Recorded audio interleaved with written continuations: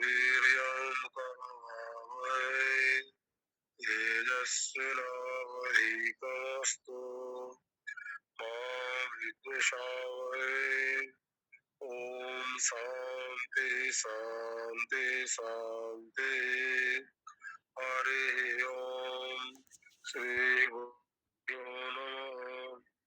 हरि ओम सदाशिवसमारम्भाम् शङ्कराचार्यमध्यमाम् अस्मदाचार्यपर्यन्ताम् वन्दे गुरुपरम्पराम्।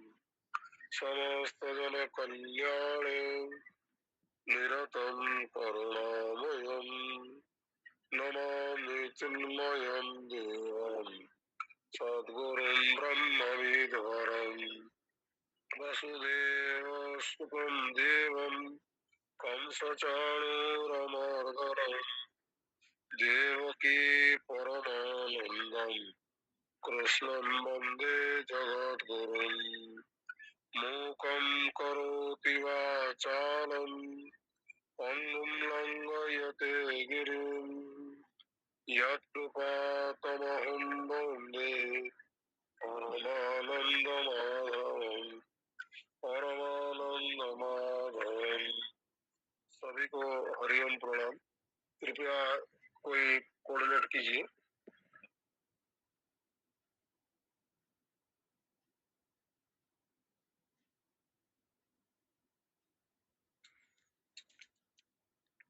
हरिओम।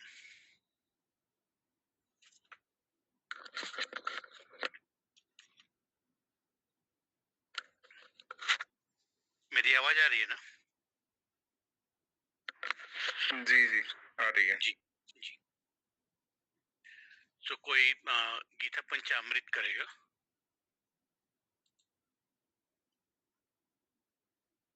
जी मुकेश जी।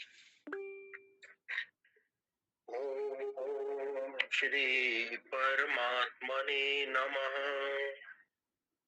श्री भगवानुवाच उद्धरेदात्मनात्मानं नात्मानं प्रसादयेत आत्मैव ह्यात्मनो बन्धो आत्मैव रिपुरात्मनः कर्मण्येवाधिकारस्ते मा फलेषु कदाचन मा कर्मफल हेतुर्भो मा ते संगोऽस्त्व कर्मणि यत् करोषि यदश्नासि यज्जुहोषि ददासि यत् यत् पश्यसि कौन्तेय तत् कुरुष्व मदर्पणम् अनन्यास चिन्तयन्तो माम् ये जनाः परिपासते तेषां नित्याभियुक्तानां योगक्षेमं वहाम्यहम्। सर्वधर्मान् परित्यज्य मामेकं शरणं व्रज अहं त्वा सर्वपापेभ्यः मोक्षयिष्यामि मा शुचः। हरि ओम। जी हरि ओम। सो लास्ट क्लास में हम लोग चैप्टर 9 के चौथे और पांचवें श्लोक पे हैं और लास्ट टाइम हम लोग का होमवर्क था कि चौथे और पांचवें श्लोक को पढ़ें, उस पे चिंतन करें और फिर यहाँ डिस्कस करें। तो मैं एक बार दोनों का अर्थ पढ़ दे रहा हूँ, उसके बाद इस पे चर्चा करेंगे। मैं स्वामी जी को नहीं देख पा रहा हूँ। तो मैं अर्थ पढ़ दे रहा हूँ, उसका डिस्कस करते हैं। कॉन्फ्लिक्टिंग तो है, पैराडॉक्सिकल स्टेटमेंट दोनों है, तो समझना थोड़ा मुश्किल लगता है, लेकिन चर्चा में और क्लियर होगा। इस चौथे और पांचवें का अर्थ ये है, और हे अर्जुन, मुझ निराकार परमात्मा से यह सब जगत जल से बर्फ के सदृश परिपूर्ण है और सब भूत मेरे अंतर्गत संकल्प के आधार स्थित हैं, किंतु वास्तव में मैं उनमें स्थित नहीं हूँ। इसी पे पहले चर्चा करना है कि दोनों पढ़ दूं?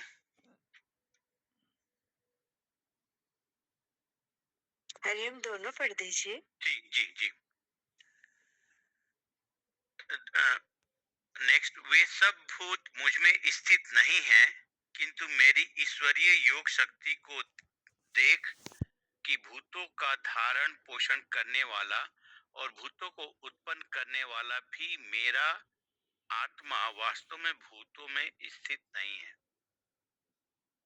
जी, इस चर्चा को हम एक आगे बार, बढ़ाते हाँ, एक बार, दो बार पढ़ लेते हैं अपन। हरिओम। हैं। जरूर जरूर। एक बार और वो कर देता हूँ चौथे से। और हे अर्जुन, मुझ निराकार परमात्मा से यह सब जगत परिपूर्ण है और सब भूत मेरे अंतर्गत संकल्प के आधार स्थित हैं, किंतु मैं उनमें स्थित नहीं हूँ। उसके बाद है, वे सब भूत मुझ में स्थित नहीं हैं, किंतु मेरी ईश्वरीय योग शक्ति को देख कि भूतों का धारण पोषण करने वाला और भूतों को उत्पन्न करने वाला भी मेरा आत्मा भूतों में स्थित नहीं है।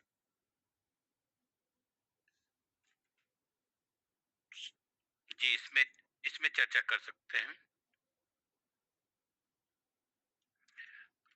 एक्चुअली एक का स्टेटमेंट समझना थोड़ा ठीक लग रहा था, दूसरे में कंफ्यूजन बढ़ जा रही थी। अगर आप लोग हाथ उठाए तो मैं वो बोल सकता हूँ। जी राजीव जी।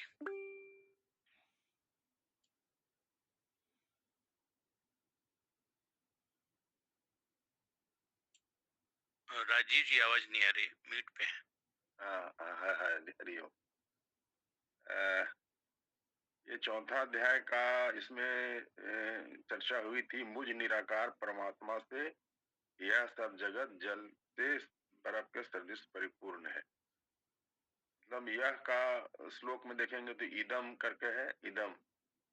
तो जितने भी इदम हैं, इदम मतलब जो परमात्मा के अतिरिक्त जो भी भाषित होते हैं सब इदम के रूप में है। तो वहां से चले कि हिरण्यगर्भ से जो पहले वो आकाश मतलब जो तन्मात्रा हुए, मन सूक्ष्म सूक्ष्म भूत हुआ, फिर आकाश, आकाश से चलते हुए फिर जो विषय आया, विषय विषय को ग्रहण करने के लिए इंद्रियां आई, इंद्रियां फिर अंतःकरण आया। मतलब ये सारी जितने भी दिख रहे हैं सब इदम में आते हैं। तो कहते हैं कि सबको मैं व्याप्त किया हूँ। तो यहाँ तक तो समझ में आता है कि चूंकि परमात्मा सभी को व्याप्त करते हैं, तो कैसे व्याप्त करते हैं? तो जल से बर्फ के सदृश में, जैसे बर्फ में जल है, तो ये बर्फ में जल है, ये सीमित है, ये उदाहरण चूंकि है तो सीमित है, परिचिन्न है। ये एकदम उसका और बड़ा उदाहरण है कि जैसे आकाश व्याप्त किए हुए है, लेकिन आकाश को भी परमात्मा व्याप्त करते हैं क्योंकि सबसे सूक्ष्मतम है। तो इसमें तो कोई मैंने समझने में कोई तकलीफ नहीं होती है कि व्याप्त किए हुए हैं, सभी को व्याप्त किए, सभी इदम जगत सभी को व्याप्त किए हुए, सभी भूत को व्याप्त किए हुए। अब कहते हैं कि सब भूत मेरे अंतर्गत संकल्प के आधार पर स्थित है। तो इस पर स्वामी जी बताए थे कि ये जो भूत को की जो रचना हुई है भगवान के मन में हुई है, अंतक समष्टि समष्टि मन में हुआ है। वहीं पर भगवान इच्छा करते हैं और सारे हुए। क्यों इच्छा करते हैं? तो जीव के उद्धार के लिए करते हैं। मतलब जीव और आत्मा दोनों क्या बोलते हैं उसको,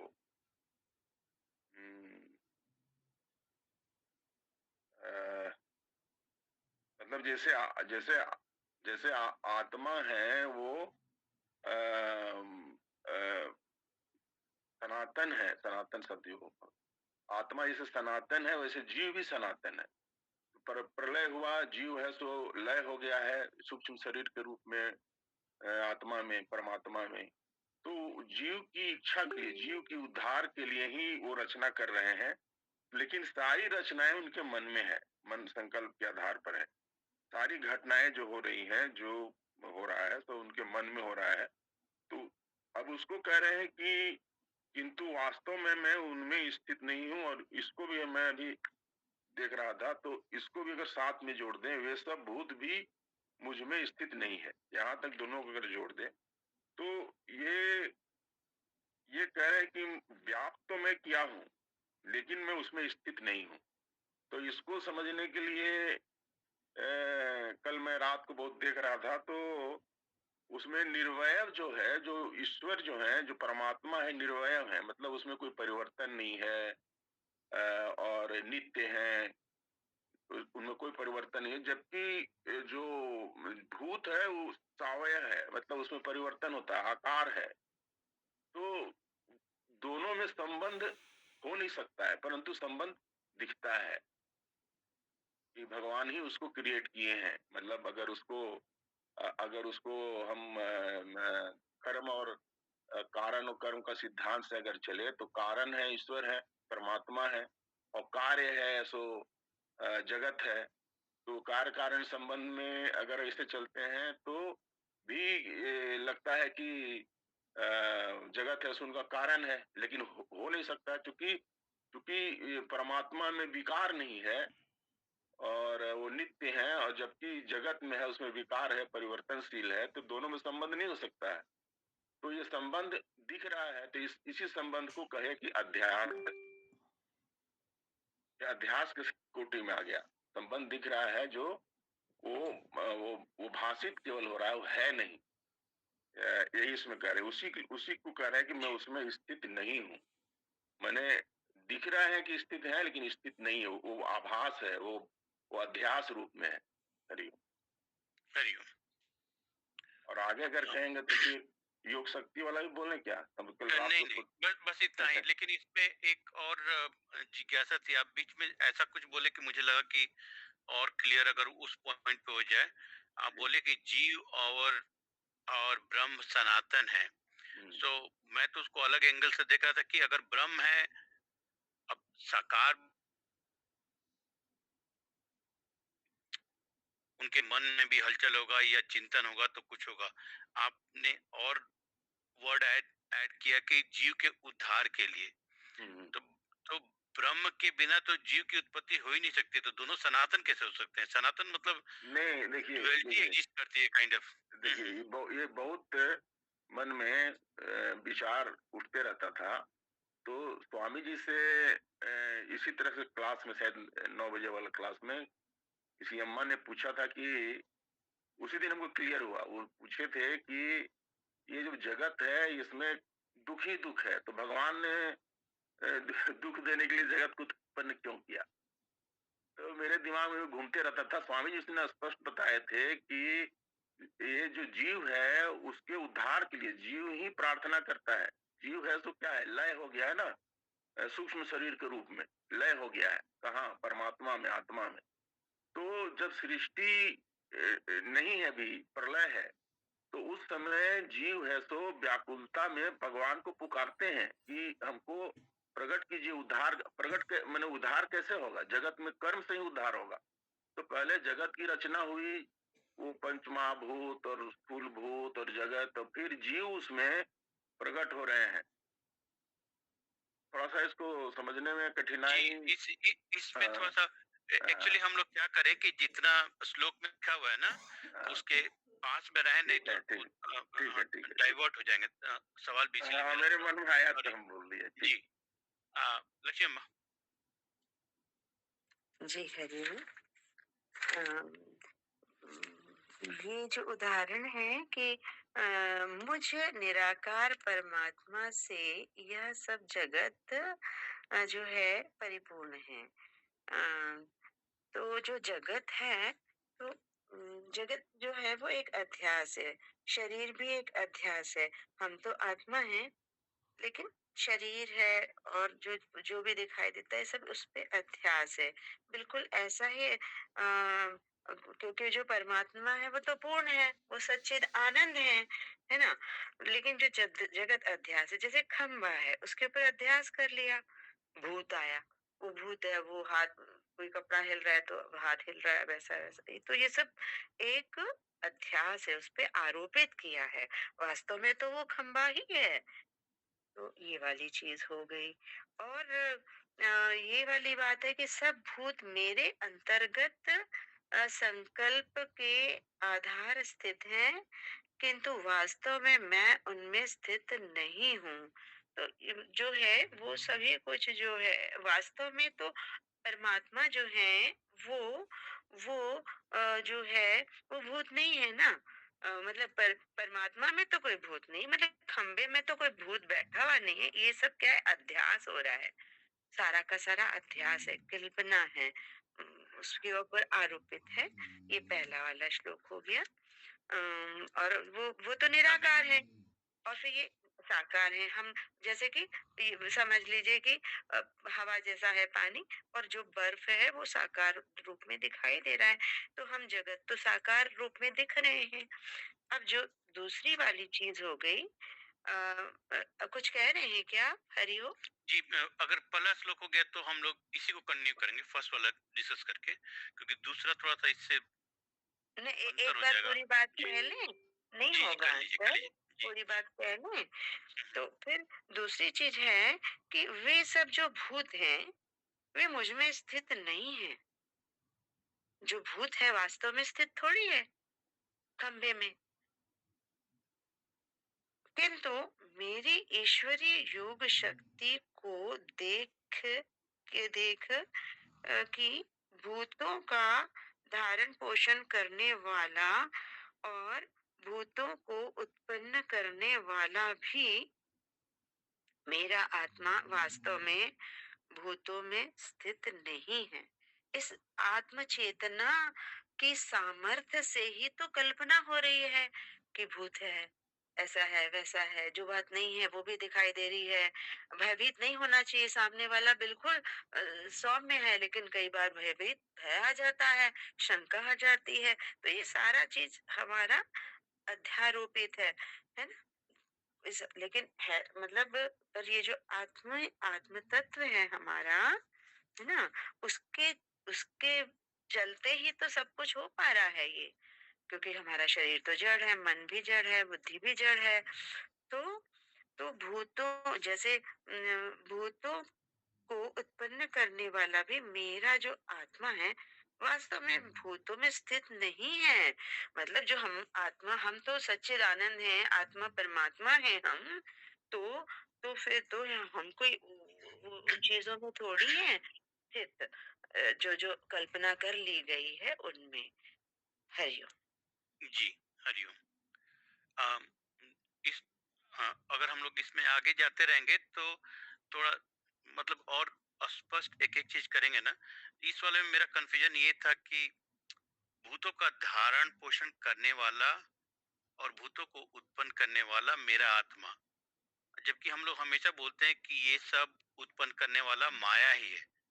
आत्मा कैसे ये कर रही है? मतलब ये अब तो बाद में डिस्कस कर सकते हैं।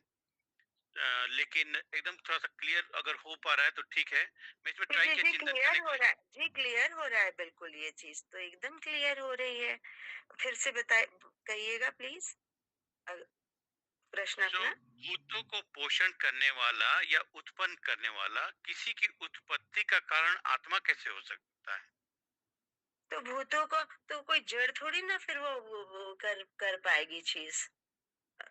ओके, जड़ अगर थोड़ी। वो ही कर रही है तब तो यही हो गया कि वो सब में है ही, जबकि ये बोल रहे हैं कि मैं उसमें स्थित नहीं हूँ। वो निराकार है, उसका अभाव तो कहीं है ही नहीं। लेकिन जो आत्मा जो है या परमात्मा जो है, हमारे किसी भय में, किसी शंका में, किसी कल्पना में, की सच्चाई जो महसूस हम सब करते हैं, अध्यारोप करते हैं, उसमें थोड़ी ना उनका वास है। नहीं नहीं नहीं, वो मैं तो जो समझा, मैं एक बार बोल दे रहा हूँ फर्स्ट पहले श्लोक का। मैं जो समझा कि पहला वाला ज्यादा क्लियर लग रहा है, दूसरा अर्थ में कंफ्यूजन मुझे भर के है। पहले में था कि अगर हम एग्जाम्पल जो कुछ भी ले, जो जल और बर्फ या जो बहुत अद्वैतिक फिलॉसफी में लेते हैं कि समुद्र और बुलबुले उन चीजों से ठीक है कि चारों तरफ से, या आकाश और घड़े का भी, तो निराकार ब्रह्म सबके सब में है। और दूसरा है कि मैं उनमें स्थित नहीं हूँ, तो मैं ऐसे ले रहा था कि ठीक है, सब लोग तो चेंज हो रहे हैं, चेंजिंग पैटर्न सब में है, लेकिन भगवान में चेंजिंग नहीं है, तो हो ही नहीं सकते हैं। अगर वो रहते हैं, स्थित रहते हैं, तो उनमें भी कुछ चेंज आता। तो बेस होने के बाद भी वो उसमें नहीं है, उससे डिसोसिएट कर सकते हैं। अ, दूसरे वाले में ज्यादा ये लग रहा था, अ, या स्टेटमेंट ऐसे ही करना चाहिए जो हम लोग का लिमिटेशन से समझने का, या तो मैं ऐसे समझ रहा था कि ऐसे नहीं बोल सकते थे कि rather देन मैं उसमें स्थित नहीं हूँ, अगर वो चारों तरफ परिपूर्ण ही है तो स्थित है, लेकिन आप जीव से अलग हैं, ये भी बोल सकते हैं। तो थोड़ा क्लियरिटी स्टेटमेंट को अगर आप लोग समझ रहे हैं जी, तो उसको भी बोल एक सकते लाइन। हैं। जी। हाँ, बोलें कि रस्सी जो है उस पे आरोपित हो गया सांप। अब आरोपित हो गया सांप, तो क्या सांप रस्सी तो नहीं है ना, रस्सी से, लेकिन रस्सी जो है वो सांप तो नहीं है ना, ये तो आरोपण हो गया। और आरोपण के चलते फिर ये भय हो रहा है, शंका हो रही है, मिसअंडरस्टैंडिंग है, सारी चीजों का जो जन्म वहां से शुरू हो गया, है ना, ठीक है, मिसकंसेप्शन से। थोड़ा थोड़ा अगर हम लोग जैसे शब्दार्थ है ना, इसी को लेकर चलें, बाद में एग्जाम्पल वो थोड़ा सा फिट बैठेगा। एक एक बार सबसे पूछ लेते हैं, उसके बाद चलते हैं। जी। गोपाल जी। राजीव जी हाथ उठे हैं पहले से, क्या अच्छा। कहें? राज जी जी, मुझे लगा पहले से उठा हुआ जी रह गया है। जी जी, कोई बात नहीं। जो आप अभी कह रहे हैं वही, उसको थोड़ा सा वो एकदम क्लियर कह रहे हैं, लेकिन थोड़ा गंभीरता से समझे तो और स्पष्ट हो जाएगा। आप कह रहे हैं कि परमात्मा में परिवर्तन नहीं है और भूत में परिवर्तन है, यही चीज तो है, निर्वय जी और जी जी। सावयव, यही चीज है ना। हाँ जी खाली जी। भाषा बदल रहा है, लेकिन है वही चीज जो आप कह रहे हैं। उसमें परिवर्तन नहीं है, वो स्थिर है। और जो भूत है वो परिवर्तनशील है, वो सावयव जी है, तो आकार है, सब है, विकार है उसमें, तो परिवर्तनशील है। दोनों में संबंध नहीं हो सकता है, लेकिन संबंध है, हम लोग को लग रहा है संबंध है। यही संबंध जो लग रहा है वो अध्यास है। जगत को कह दिया जाता है कि अध्यास है, मिथ्या है, इसलिए कहा जाता है मिथ्या है। भूत भी सब मिथ्या हो गए, इदम भी सब मिथ्या हो गए। अब थोड़ा और गहराई में जाए, इदम भी सब मिथ्या हो गया। तो फिर जो संकल्प जो किए हैं, जो उस दिन आप याद कीजिए, आपका बहुत प्रश्न आ रहा था, तो स्वामी जी बहुत स्वप्न वाला में बहुत डिटेल गए थे। तो वो जो भगवान जो क्रिएट किए हैं वो उनके मन में है, संकल्प के में है। ये जितना हम लोग अभी दिख रहे हैं आपस में, ये सब संकल्प में है, भगवान के मन में है, वास्तव में है नहीं, सब अध्यास है, सभी भूत अध्यास है। तो वो जो सिनेमा है, जैसे स्वप्न है, जैसे उसी तरह से हम लोग हैं, जगत है।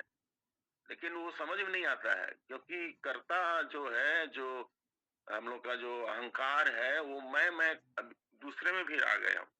मैं कह के उभरता है, कहते हैं मेरा मेरा आत्मा वास्तव में भूतों में स्थित नहीं है। यहाँ हम लोग उस भाषा को बोलते हैं, भगवान हम ही लोग को बहुत कृपा कर रहे हैं, हम लोग को भाषा में समझा रहे हैं। हम लोग क्या बोलते हैं, मेरा पुत्र, मेरा घर, मेरा शरीर, मेरा हाथ, मेरा भी आत्मा भी कह देते हैं, मेरा आत्मा। या फिर कहते हैं मेरी आत्मा हृदय गुहा में स्थित है, समझाने के लिए यहाँ भी कहा गया हृदय गुहा में स्थित है, वही ध्यान करो। तो मेरी आत्मा जो बोल रहे हैं, वो बोल कौन बोल रहा है, वो बोल रहा है अहंकार, जिसको मैं कह के उभरता है। तो वास्तव में क्या है, मैं ही आत्मा हूँ, लेकिन भूतों में स्थित नहीं हो। ये तो क्लियर हो चुका, भूतों में स्थित नहीं है, इसलिए कि पहले ही क्लियर हो गया ना कि वो दोनों में भेद है। वो निराकार है, अपरिवर्तनशील है, नित्य है, और भूत में भूत परिवर्तनशील है, इसमें विकार हो रहा है। जैसे और एग्जाम्पल देते हैं कि दूध से परिणाम हुआ दही का, तो उसमें विकार हुआ, दूध में विकार हुआ तो दही बना। तो ये सामान्य परिवर्तन है, लेकिन इस परिवर्तन को कहते हैं विभर्स परिवर्तन। मतलब परमात्मा है तो अपने स्वरूप को छोड़े बिना ही उसमें जा रहा, अध्यास जिसको कहते हैं, यही से अध्यास कोटि में आ गया सारा परिवर्तन और ये सब। हरिओम। जी हरिओम गोपाल जी। हरिओम। यहाँ पर भगवान कह रहे हैं कि मुझ में सर्वभूत स्थित है और मैं भूतों में स्थित नहीं हूँ। मैं भूतों का पालन करता हूँ, मैं भूतों में हूँ लेकिन मुझ में भूत नहीं है। इसको हम घोस्ट पोस्ट के उदाहरण में इसको समझ पाएंगे। सारे तो उदाहरण दिया गया है। जैसे एक पोस्ट है उसमें घोस्ट का प्रतीति होता है, बगैर पोस्ट से घोस्ट नहीं होगा और पोस्ट दृष्टि से देखने से घोस्ट नहीं है। इसीलिए यहाँ जो कह रहे हैं ये वो ऐश्वर्य है, पश्चिम युगों में शरण जो कहे, ये ईश्वरीय ऐश्वर्य ये है कि जो घोष है नहीं वो दिखाई देता है। हमको मनन करना है, जो समझते हैं वो चर्चा करना है, क्योंकि ये जो भगवान है, जीव है, ये सब तो वही सब घोष की बात है। आत्मा कहने से जो एक अद्वितीय चैतन्य है वही सत्य है। वही सत्य जो होता है उसी को अन्यथा जानना जो है वो घोष्ट मानना है, मतलब वो माया से शिकार हो जाना है। उस दृष्टि से वो पोषण करने वाला चैतन्य है, क्योंकि बगैर चैतन्य में अगर कोई भ्रांति भी है तो भ्रांति के अंदर भी चैतन्य नहीं हुआ तो भ्रांति भी कुछ नहीं कर पाएगा। इसलिए माया जो कहते हैं, माया एक व्यापक अर्थ है, स्थूल से लेकर के सूक्ष्म से लेकर के कारण तक है, सृष्टि स्थिति लय तक है, व्यक्त से अव्यक्त तक है, सब माया ही है। और वो जो माया है वो एक स्वतंत्र शक्ति नहीं है, वही परमात्मा की ही वो ऐश्वर्य शक्ति है। इसलिए माया सबल चैतन्य को ईश्वर कहते हैं, वो ईश्वर है। इसीलिए यहाँ जो कह रहे हैं कि हमारे अंदर चाहे अंदर से चिंता करें या बाहर से चिंता करें, अगर अंदर चिंता करते हैं कि जीवन मुक्तों के लिए केवल चैतन्य है, कुछ है नहीं, उनके लिए समस्या है नहीं, क्योंकि ब्रह्ममय जगत देखते हैं। लेकिन अगर कोई जीवन मुक्त नहीं हुआ है, मतलब साधक है, वो साधक उसी को जानने के लिए ईश्वर को प्रार्थना करता रहता है, तो फिर भी तो वो संसार को सत्य मानता है जिसको वो फिर समाधान चाहता है। इसीलिए वो जो अव्यक्त जो होता है, जो माया होता है, वो अज्ञानता कहे, माया कहे, अविद्या कहे, जो भी कहे, उसी के कारण चैतन्य ही जगत रूप में दिखाई देता है। इसलिए पोषण करता वो आधार हुआ, अधिष्ठान हुआ, भगवान उसी को मैं कह कर कह रहे हैं, चैतन्य आत्मा कह रहे हैं। यहाँ पर और जीव ईश्वर ये सब नहीं, जीव ईश्वर जगत यही वो घोष्ट की बात है वो, जबकि वास्तविकता पोस्ट है जिसमें कि ये घोष्ट है नहीं। तो मतलब पोस्ट की दृष्टि से देखने से घोष्ट है नहीं, तो दृष्टि से देखने से नेह नमस्ते किंचन, केवल आत्मा ही है जो आनंद है, सच्चिदानंद। हरि जी हरिओम गोपाल जी। मैं आ रहा हूँ मुकेश जी के पास। एक इसमें जिज्ञासा थी कि आ, जब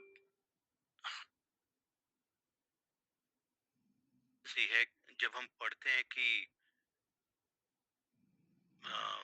ये सब कुछ इंद्रिय अगोचर है और अभी दृष्टिकोण की बात की है, तो एक तरफ से आप गोस्ट पोस्ट की बात करें तो गोस्ट के दृष्टिकोण से जाइए तो अलग उत्तर मिलता है, पोस्ट की तरफ जाइए तो अलग होता है, लेकिन ये सब इंद्रियों के दायरे में आ रहा है। तो मेरे पास बहुत बार ये मन में आता है कि क्या जो हम समझने की कोशिश कर रहे हैं वो सही भी है कि नहीं, वो खुद पे ही डाउट होता है। तो इसीलिए बहुत बार मैं सवाल भी उठाता हूँ कि कैसे श्रद्धा डेवलप करना चाहिए, क्योंकि एक दृष्टिकोण हम तत्व की दृष्टि से बोले या दूसरे से, लेकिन वो हम, मुझे लगता है कि एक बंधन में बंधे हुए हैं कि हमको ऐसे ही सोचना है। वहां मैं स्ट्रगल बहुत करता हूँ। जी हरिओम।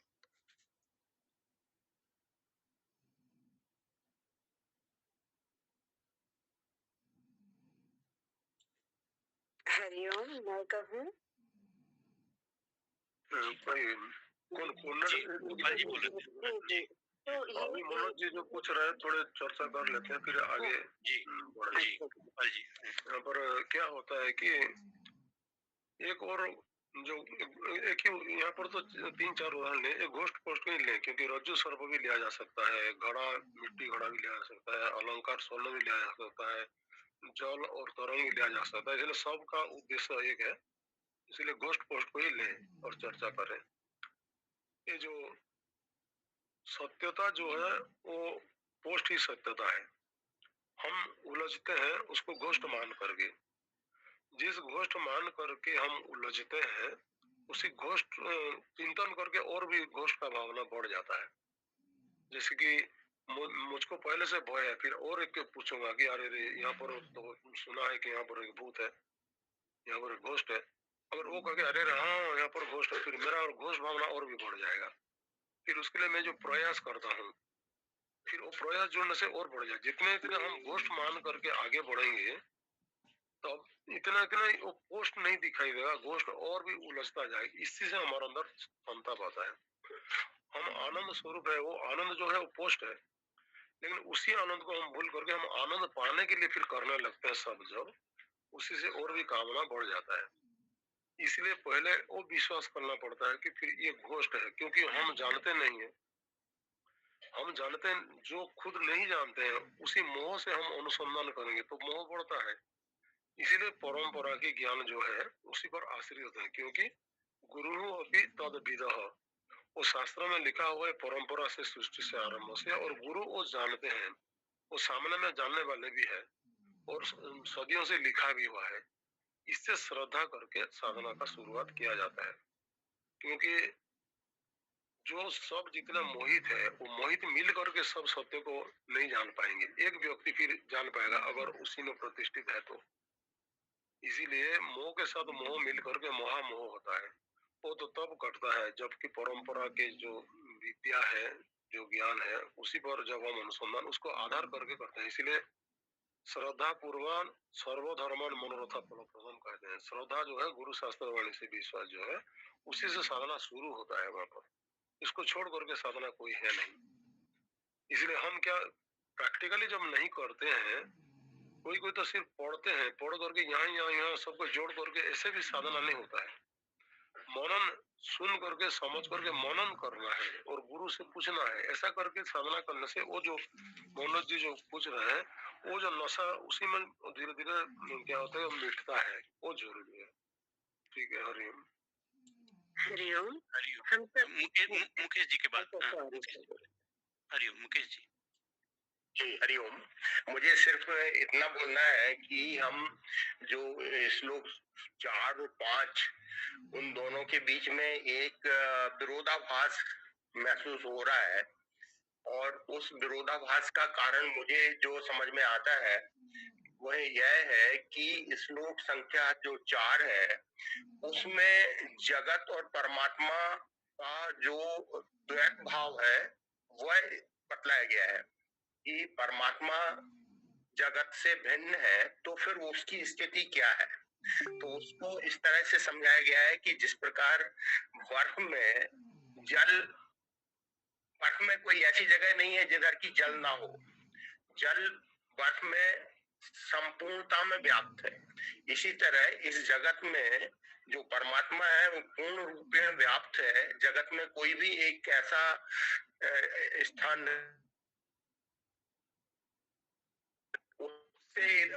उसको अदरवाइज भी बतलाया गया है कि परमात्मा जगत में पूर्णता व्याप्त है, और यह जो जगत है वह पूर्णता परमात्मा पर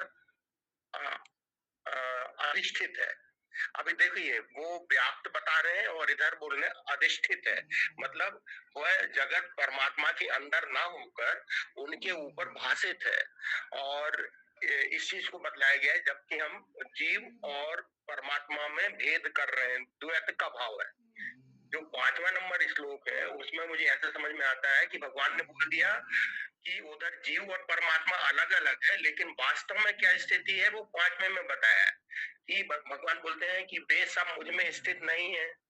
ये तो हमें ऊपर वाले श्लोक से भी हमें समझ में आता है कि वह सिर्फ भाषित हो रहे हैं भगवान के अधिष्ठान पर।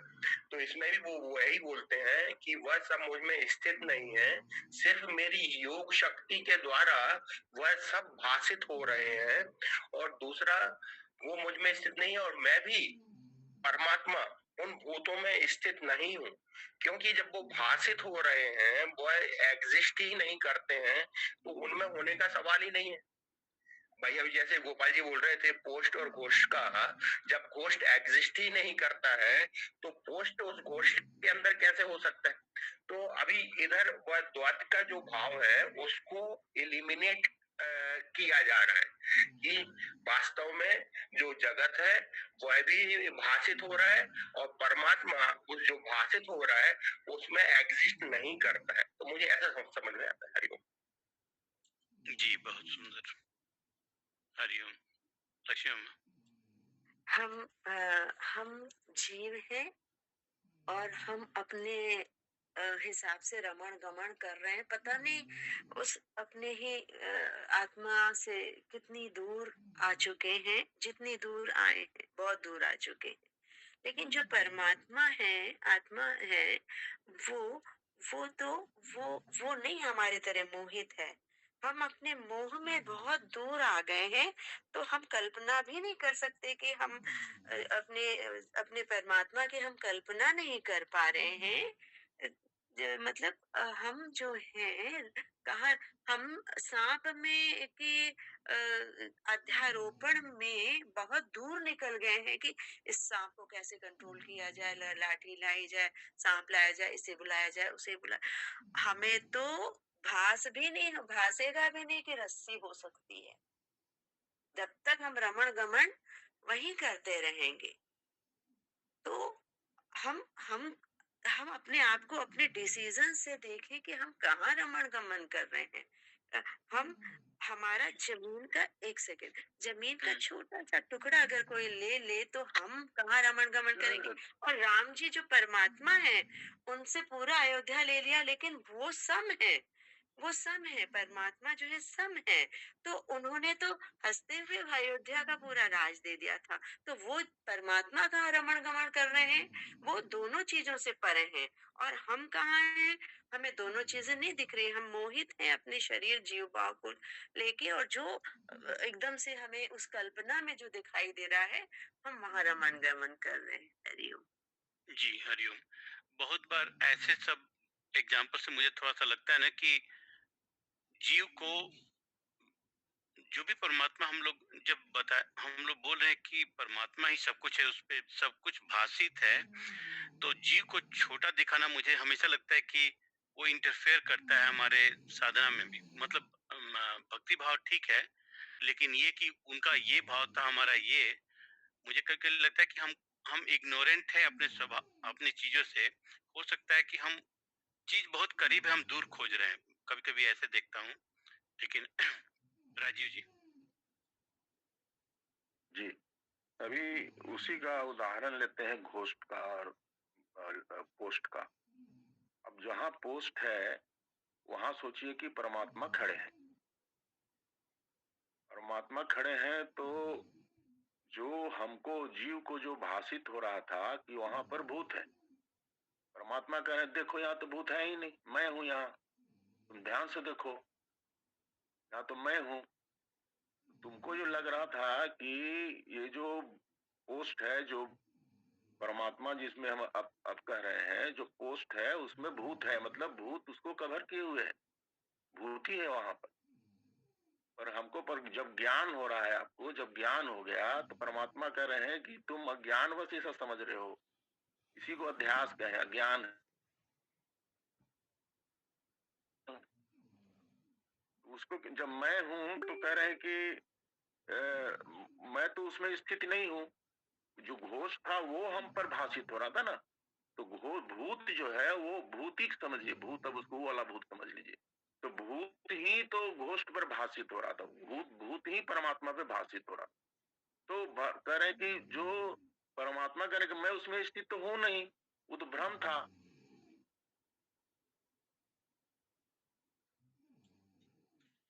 जी मैं शायद क्लियर कर पाया हूँ। जी वो भ्रम था, लेकिन भ्रम भी तो वहीं से शुरू हुआ है कहीं कहीं से। जी प्रभु जी, हरिओम। मैं इसमें मुझे जो लगता है इसमें अगर इसको समझने की कोशिश करें, जैसे साइंटिफिक दृष्टि से अगर सोचते हैं कि सूक्ष्मतम वस्तु जो सर्वव्यापक होती है उसका सर्वव्यापक होना अनिवार्य है।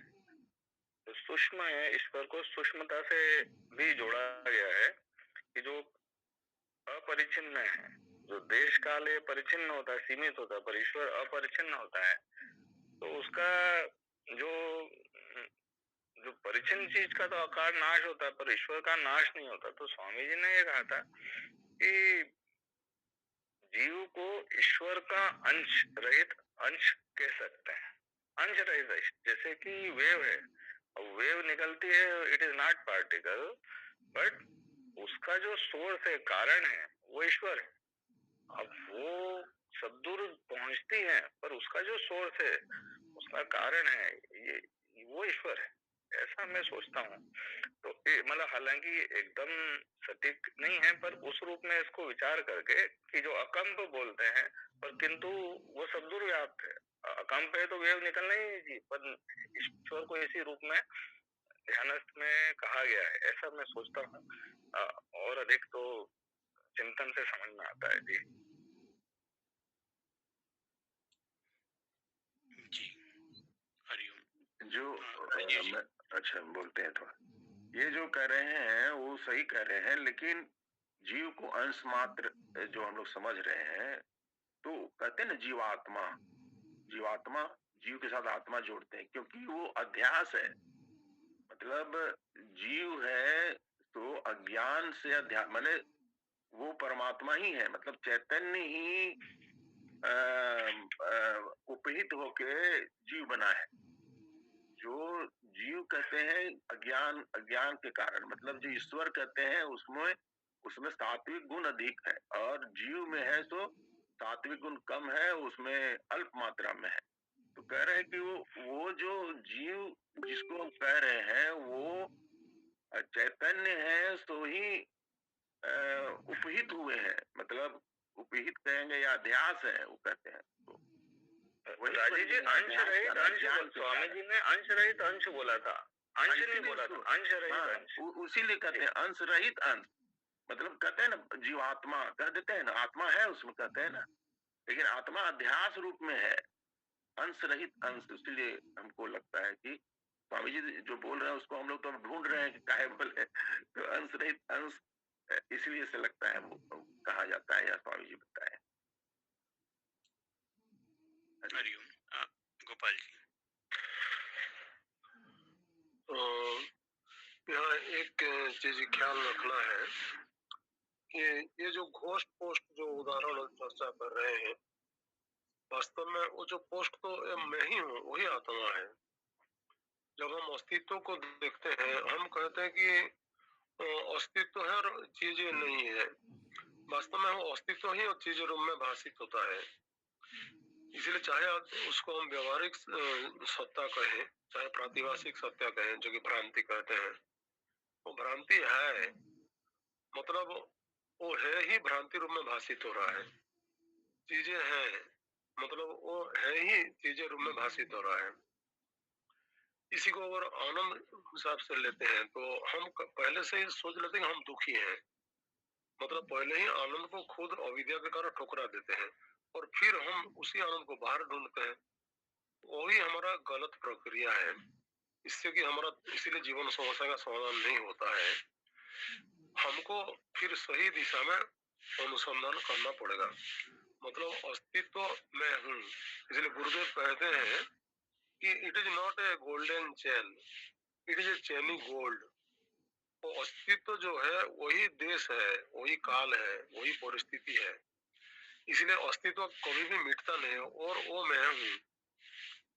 जैसे पेड़ है, पेड़ को काट देने से फिर लकड़ी है, और फिर अंगार करने से फिर अंगार है, फिर उसको राग बनाने से राग है।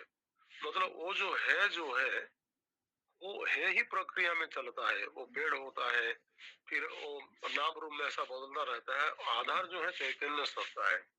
ऐसे ही मैं ही वो चैतन्य सत्ता हूँ, और उसके ऊपर ही ये सब परिवर्तन संभव होता है। वो चैतन्य दृष्टि से देखने से वही जो है अस्तित्व, वही आनंद है।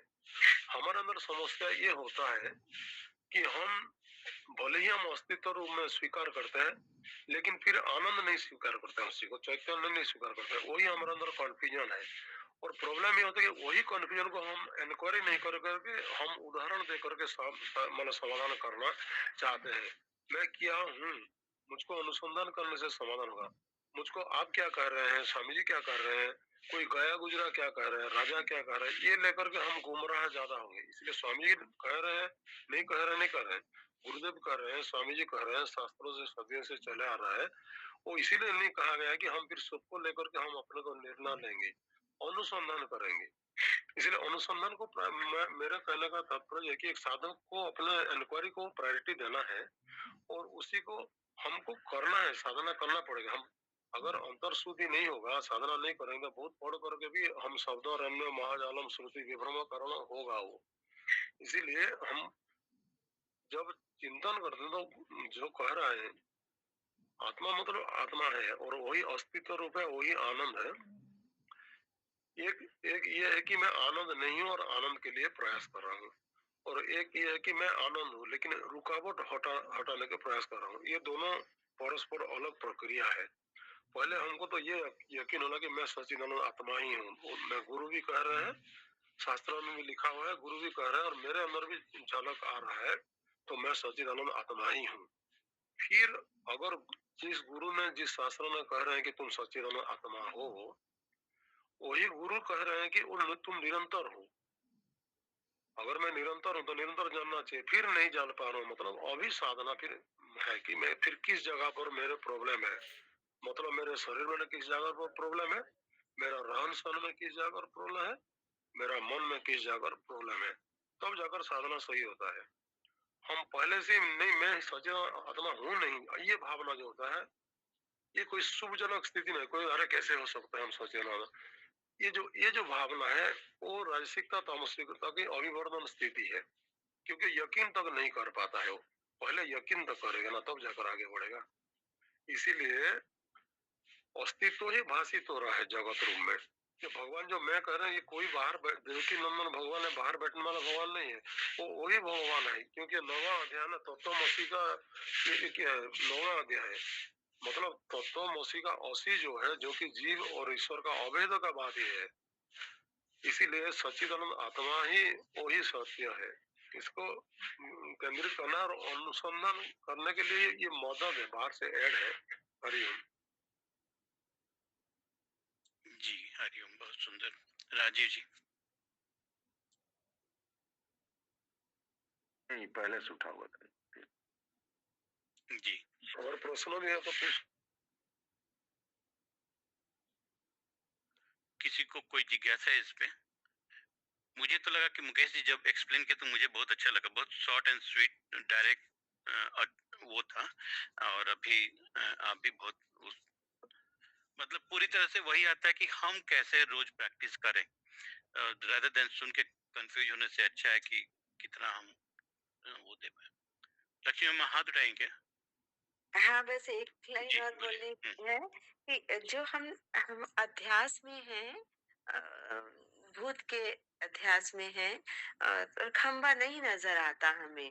अ, तो जो अपनी आत्म चेतना भूत के अध्यास में, उसी में रमण गमन कर रहे हैं, इतने ज्यादा घुले मिले हैं कि इस तरफ हमारा ध्यान ही नहीं जाता। खंभा खंभे की तरफ, तो वो जो साक्षी भाव है, जो परे से देखना है, परे जाना है। हम चेतना रूप है ना, हम चेतना, मतलब चेतना है हम एहसास, जहाँ हमारा एहसास है वहां हम हैं। तो हमारे एहसास को एक दृष्टा भाव में, साक्षी भाव में, तो हमें दिखता रहे कि भाई ये भूत है और ये खंभा है। ये तो ये अगर थोड़ी दूरी होगी, हमारी लिप्तता इतनी गुथी हुई है अपनी रोजमर्रा की चीजों में, कि हम उसी एहसास में हम मोहित इतने होते कि हमें बोध नहीं होता है। जैसे छोटे बच्चे से हम बड़े हो गए, तो छोटे बच्चे के रूप में कार से हमारी कुछ हो गई या किसी ने ले ली तो सांस अवरुद्ध हो जाता है बच्चे का। अब लेकिन हम बड़े होके भी बच्चे ही हैं, अभी भी हमारा सांस अवरुद्ध हमारी हो जाती है कि हमारी जमीन है, हमारी कार है, घर है, किसी भी चीज को जी। अगर कुछ ये हो जाए। हरि ओम। हरिओम। जब जब भी हम लोग ये चर्चा करते हैं, एक जगह कहीं मैं पढ़ा था, मैं उससे बहुत एसोसिएट करता हूँ, हम लोग के डिस्कशन या कभी भी सत्संग में होता है कि मनुष्य जन्म बहुत ही कृपा से मिला हुआ चीज है, क्योंकि जो जो एग्जाम्पल हम लोग देते हैं, जो पोस्ट और घोस्ट या जो भी सर्प और रज्जु, मैं ऐसे देखता हूँ कि या तो उजाला है तो उसमें पोस्ट पोस्ट ही दिखेगा, अंधेरा है तो न पोस्ट दिखेगा न घोस्ट दिखेगा। जस्ट ये डाउन एंड डस्क वाला टाइम है, जब गोधूली बेला में ही हम लोग को दिखेगा पोस्ट और घोस्ट। सो मनुष्य जन्म काइंड ऑफ गोधूली बेला वाला जन्म है, जिसमें कंफ्यूजन बाय डिफॉल्ट है और लोगों में नहीं है, और सृष्टि में और क्रिएचर्स में। तो हम लोग में कंफ्यूजन है, तो कम से कम एक चीज तो है कि या तो हम उजाले में जाएंगे या अंधकार में, चॉइस हमारे पास है। तो ये हमको बहुत वो देता है कि जाना तो है, लेकिन दोनों में डिफरेंस करते हुए जब बार बार चर्चा होती है कि दृष्टा भाव नहीं है, नहीं, सबके पास है, सब साधक हैं, वो कोशिश करते हुए अडिग नहीं हो पाते हैं कि क्या दृष्टा भाव रखने से वो चीज होगा कि नहीं। जो बार बार मैं श्रद्धा पे आता हूँ तो उस एंगल पे जाता हूँ, लेकिन ये ज्यादा करने की जरूरत नहीं कि लोग नहीं सोचते हैं। एटलीस्ट जो सत्संग में आ रहे हैं तो वो तो यही चिंतन कर रहे हैं ना, तो वो एग्जाम्पल को थोड़ा सा हम लोग हटा के और हम लोग डेप्थ में बात बार बार कर सकते हैं। जी हरि गोपाल जी। पर गुरुदेव कहते हैं कि life is tragedy to a person who perceives and comedy to a person who thinks. मतलब इंक्वायरिंग जो है, ये इंक्वायर करने से भले ही पहले वो तकलीफ होता है, लेकिन आखिर जीवन समस्या का समाधान होता है। जैसे एक नदी में कोई अगर बह जाता है तो उसको तो आसान लगता है बह जाना, लेकिन वो बह जाना जो है वो अंधेरा पर पहुंचता है, जहाँ पर कि हम जिसको पाशविकता कहते हैं। जड़ता में कुछ प्रकाश नहीं होता है, मनोज जी जैसे कहे। एक है पूरा अंधेरा है, वो तो जड़ता जड़ता हो गया, वो पतन हो गया। इसीलिए प्रकाश से पहले फिर वो डॉन जो कहते हैं बीच में, वो थोड़ा सा अंधेरा थोड़ा सा प्रकाश आता है, वही कन्फ्यूजन का स्टेट है। वो शुभ सूचक है। कन्फ्यूजन दुर्योधन में नहीं था, अर्जुन में कन्फ्यूजन आया। वो कन्फ्यूजन आगे चल करके ज्ञान का रूप लिया। इसीलिए हमको वो कन्फ्यूजन हो उनको उनके साथ प्रकाश को जोड़ना है, मतलब साधना के जोड़ना है, गुरु वाणी के अनुसार साधना करना है, गुरु के प्रति श्रद्धा रखना है, ये सब करना है। और श्रद्धा का जैसे पहले कह दिया, श्रद्धा का मूल है कि मैं, गुरु कह रहे हैं कि मैं सच्चिदानंद आत्मा हूँ, क्योंकि मैं तो नहीं जानता हूँ, जानूंगा तो फिर मैं तो जीवन मुक्त हो जाऊँ, साधना का जरूरत नहीं है। नहीं जानते मतलब एक और संसार कह रहा है, एक और गुरु कह रहे हैं। गुरु कह रहे तुम अमृत हो, तुम ही सच्चिदानंद आत्मा हो। नहीं नहीं, मैं बहुत दीन हूँ, हीन हूँ, पापी हूँ, कपड़े, नहीं नहीं, फिर भी तुम आत्मा हो, आत्मा से उसका कुछ लेना देना नहीं है, तुम आत्मा हो। गुरु कह रहे हैं। समाज कह रहा है कि तुम पापी हो, कपटी हो, दुराचारी हो। इसीलिए हमको अगर समाज के साथ जुड़ेंगे तो अंधेरा पड़ जाएगा, तो फिर ऐसा पतन हो जाएगा, जड़ता की ओर चले जाएंगे। गुरु के प्रकाश जोड़ेंगे तो फिर जीवन मुक्त भी हो सकते हैं, ये है। और लक्ष्मी जी जो कह रहे थे कि हम फिर ऐसा होता है, ये सब देखते हैं, फिर इसे ऊपर जाना है। वो ऊपर जाना जो है वही है कि जो दिखाई देता है उसी में फिर आत्मा को देखें, मतलब ये आत्मा ही है, भाषित हो रहा है मेरे सामने में। इसी से साधना व्यापक होता है। इसलिए दृष्टा जिस दृष्टा भाग साकी भाव कहते हैं, वो साकी भाव सब में है। इसलिए हम कहाँ से कहाँ जाना आना नहीं है, साकी भाव में रहना है, ईश्वर भाव में रहना है। पत्नी माध्यम से ईश्वरी सामना में है, पति माध्यम से ईश्वरी सामना में है। ये भावना लेकर के साधना करने से साधना में व्यापकता आता है। इसलिए ये छोड़ करके वहां जाना, वो छोड़ के वहां जाना, ये भाग भाग करके भगोड़े हो जाते हैं। भाग भाग करके भगोड़ा नहीं होना है, जाग जाग करके जोगी होना है। उसी से साधना व्यापक होता है। इसी को ये सब से साधना करना है। ये इसलिए तो भगवान कहे ना और अर्जुन को, तुम फिर समझाए हो, भागने के लिए नहीं कहे। हमारे अंदर चाहे जितने भी दिव्यता दिखाई दे, कुछ साधना है चाहे जो भी है, वो साधना यही निर्देश करता है कि देखो ये संसार जो है ब्रह्ममय जगत है, इसलिए उनके ख्याल में रहो। हरिओम। जी हरिओम। बहुत बहुत सुंदर। मैं तो इसको लिख भी लिया। आप बहुत अच्छा बोले, जाग जाग के जोगी बनो। मतलब वो जो अपने उसको देखते रहो कि क्या चीज। जी लक्ष्मी अम्मा। नहीं, हरिओम पहले कही। अच्छा राजीव जी। जी, देखिए भगवान जो ये शुरू किए 7वां अध्याय से दूसरा प्रसंग जो चलाए, वो पहले ही कह दिए कि मेरे में अनन्य प्रेम से या अ, मेरे शरण में जो आता है, वही जो मैं कहने जा रहा हूँ, जो भी भगवान फिर 9वां अध्याय में भी उसी को कह रहे हैं, जो मैं कहने जा रहा हूँ उसको वही समझ पाएगा जो मेरे में समर्पित है। सब भक्ति और श्रद्धा की बात जो भी उठा रहे थे वही है।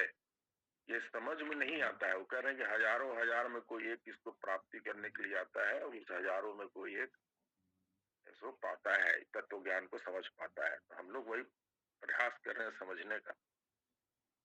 तो उसके लिए भक्ति ही और श्रद्धा ही मुख्य है। वो अगर जब बढ़ेगी तो समझ में आएगा। हरिओम। जी हरिओम। और किसी को कुछ इस पे बोलना है या कुछ जिज्ञासा है? हरिओम। हाँ, मतलब ये चीज है कि हम जो हमारी जो बहुत लिप्तता है ना, जो दिख रहा है सुन रहा है सब चीजों में, उसकी जकड़न से दूरी पे ही फिर हम तो एहसास रूप है, हम ये जान जाएंगे कि हमारे निर्णय, हम एहसास है हमारे निर्णय राम जी के रामचरितमानस के राम जैसे निर्णय नहीं है, नहीं आते हैं, तो हम जान जाएं कि हम बहुत जकड़े अकड़े हैं, बहुत मोहित हैं। हम एहसास रूप हैं। एहसास आत्म चेतना का ही है, लेकिन वो वो खेमे में चला गया है, सांप की या भूत की जो है अध्यास के में। उसमें उसे आना है, उसे आना है, आना है उसे, मतलब खंभे में, रस्सी में।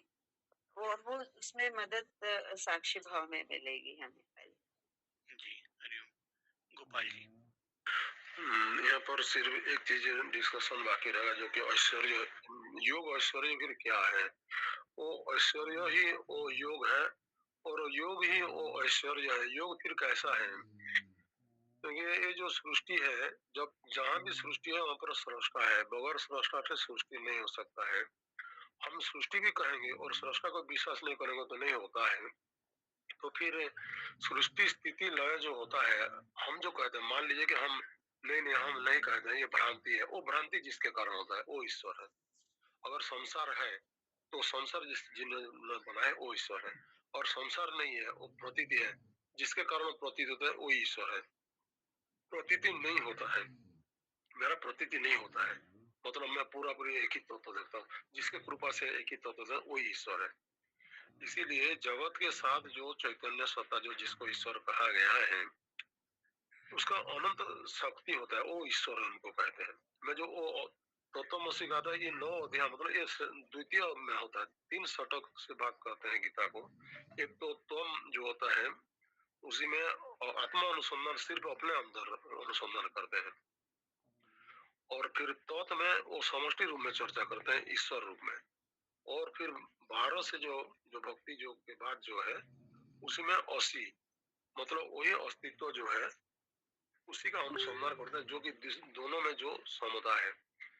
इसलिए जब जगत के साथ देखते हैं, वो जगत आने मात्र से ही ईश्वरीय सत्ता आ गया, क्योंकि मैं खुद को कहते हैं कि जगत है, कुछ बनाया है। तो इसीलिए ये जो जगत रूप में जो भाषित हुआ, कुछ तो हुआ ना, इसीलिए जगत फिर दिखाई दिया। वो जो नियम जो है, नियम का नियामक वो परमात्मा है, जो कि माया सबल ईश्वर कहते हैं। वो माया के साथ है, वो माया से ही सब होता है। इसलिए जब तक व्यक्ति अंदर जीवन मुक्ति नहीं होता है, मतलब पूरा पूरी सामायिक नहीं होता, फिर ईश्वर के जैसे राजीव जी को है, ईश्वर को भक्ति करना पड़ा। भक्ति वो है, ईश्वर को जो जैसे है उनको फिर समर्पण करना जो है, ये भावना जो है। इसलिए गीता में एक जगह पर भगवान ने कहा कि जरा मरण मोक्षाय माम आश्रित यतन्ते ते ब्रह्म तद विदो कृष्ण अध्यात्म कर्म चाखिल।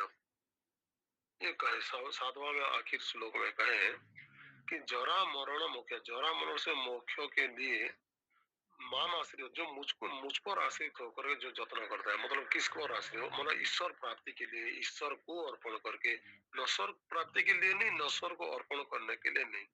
जिस नश्वर के साथ लगाव के कारण मेरे समस्या हुआ है, उसमें लगाव करके समस्या समाधान नहीं होने वाला है, उसी को समर्पण करना है।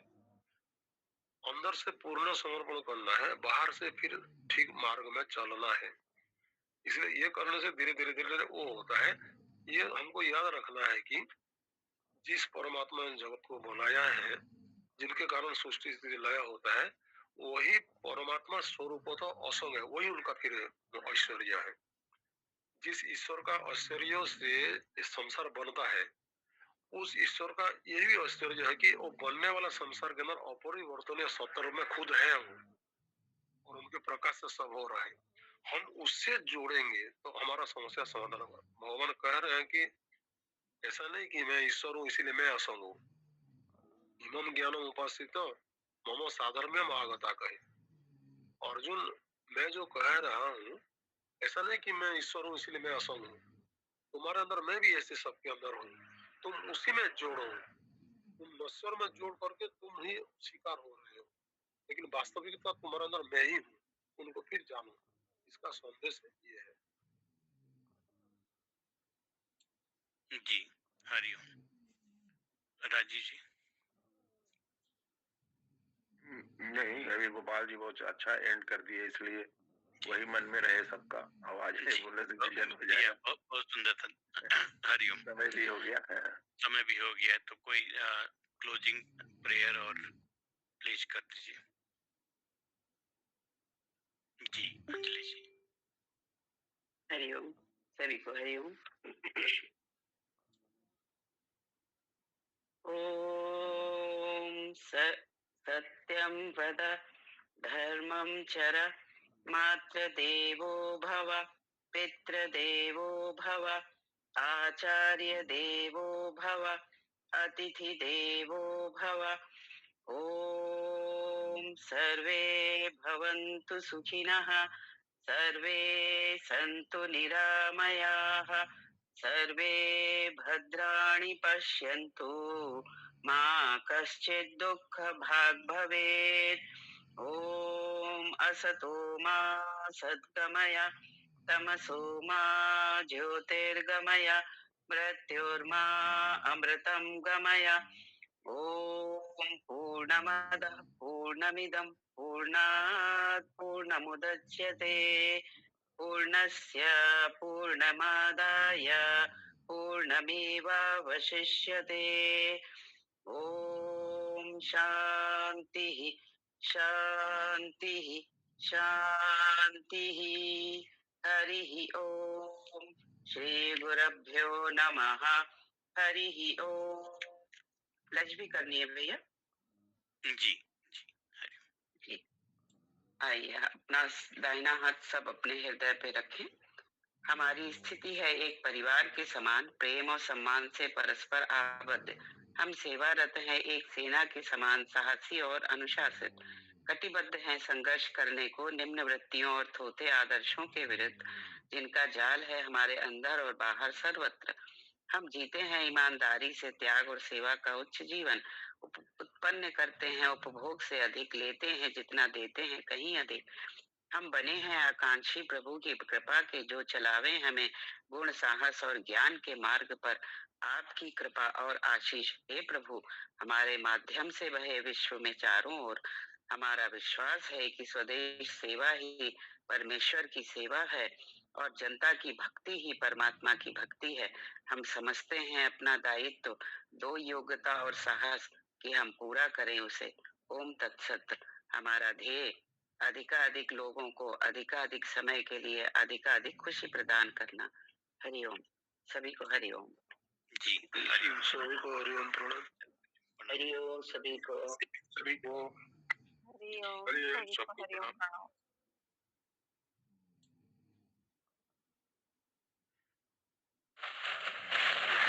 हरिओम सभी को हरिओम। हरिओम सभी को हरिओम। हरिओम सभी को प्रणाम।